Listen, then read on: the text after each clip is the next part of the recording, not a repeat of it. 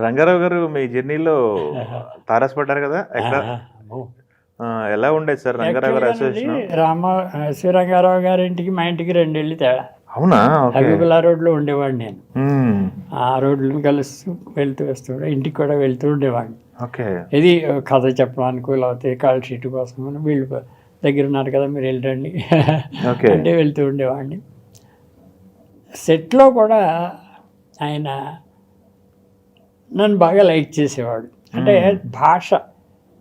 భాష మీద ఉండే డైలాగ్ చెప్పడం అది చేస్తే ప్రాంప్టింగ్ అది చెప్పేటప్పుడు ఏ ఊరి మీద అడిగాడు.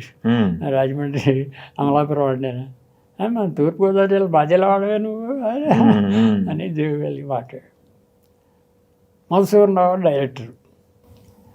మధుసూదనరావు డైరెక్టర్ ఉండగా ఆయనతో డైలాగ్స్ ప్రాక్టీస్ చేయడంలో ఒకసారి డైలాగ్ ప్రాక్టీస్ చేస్తుంటే సీన్ ప్రాక్టీస్ అవుతుంటే మధ్యలో ఆగిపోయాడు.